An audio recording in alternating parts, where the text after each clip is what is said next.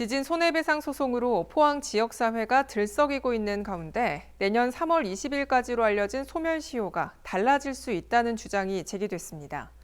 촉발지진 발표 시점을 소멸시효의 기준으로 정하는 게 맞는지 따져봐야 한다는 건데요.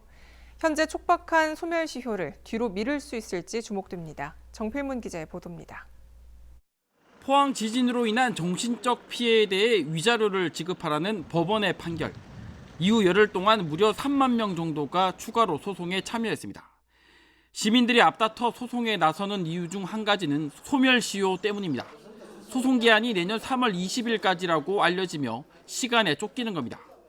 포항 지진 피해 구제법은 지진 피해에 대한 손해배상 청구권은 그 피해자 또는 법정 대리인이 손해와 가해자를 안 날부터 5년간 행사하지 않으면 시효의 완성으로 소멸한다고 명시돼 있습니다.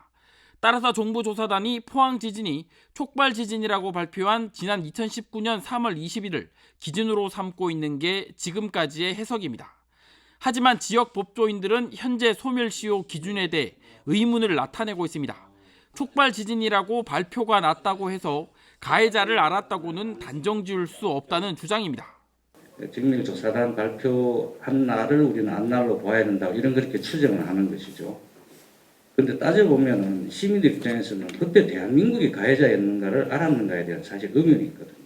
마찬가지로 시효가 제일 빨리 우리가 보면 내년 3월 20일이고 또 이제 우리 정상적으로 본다면 적어도 1심 판결 선고일 또는 대법원 이렇게 최종 확정일. 이 같은 주장에 따르면 법원의 1심 판결이 난 지난 16일을 시작으로 5년이 지나야 소멸시효가 됩니다. 다시 말해 5년의 시간을 더 벌게 되는 것으로 짧은 기간에 40만 명이 소송에 몰리는 대란을 피할 수 있습니다. 제 생각에 3월 20일이 맞는가?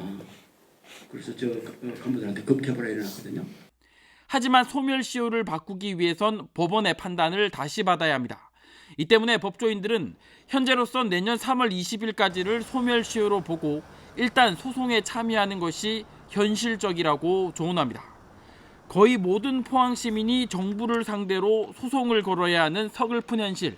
이런 가운데 피고인 정부는 조만간 항소 여부를 결정할 전망입니다. HCN 뉴스 정필문입니다.